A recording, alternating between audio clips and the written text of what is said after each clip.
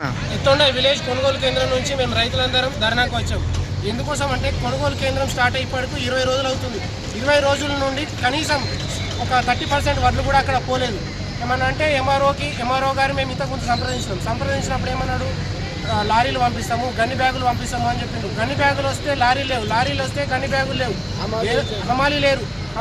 మళ్ళీ తర్వాతకి వెళ్ళి లారీ వాళ్ళు మామూలు ఎక్కువ అడుగుతున్నారు. మళ్ళీ ఈ రోజు ఏమవుతుంది, అలాట్మెంట్ అయిపోయింది, అలాట్మెంట్ ఇవ్వాలా, రైస్ మిల్లకు 3 రోజుల నుంచి అలాట్మెంట్ అయిపోయింది, అలాట్మెంట్ ఇవ్వాలి. అలాట్మెంట్ 2000 మాత్రమే ఇచ్చారు, అది ఈ రోజుతో అయిపోతుంది.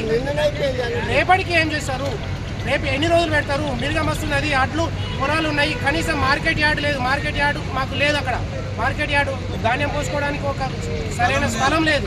ఆ స్థలం లేకపోవడం వల్ల మేము పొలాలలో ఉన్నాయి. ఇప్పుడు అగ్గిలు పెడతారు ఎందుకు, మన కుటుంబాలు సాగు చేయడానికి. పొలాలు మంచిగా నెల తర్వాతకి వెళ్ళి మిరుగం వచ్చే లోపల మేము అన్ని చేసుకొని పొలాలు సిద్ధం చేసుకోవాలి. నార్మల్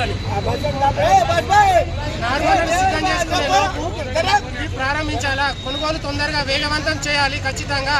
లేకపోతే మా వడ్లు గాలికి, వానకు, వర్షానికి, మంటకు తగలడిపోతాయి. దయచేసి స్పందించండి అధికార యంత్రాంగం తొందరగానే స్పందించి మా యొక్క వడ్లు కొనుగోలు చేయాలని చెప్పేసి మేము సవినయంగా అందరికీ తెలియజేస్తున్నాము. ఈ ధర్మకు పాత్రికేయ మిత్రులు కానీ అధికారులు కానీ అందరూ సహకరించాలి.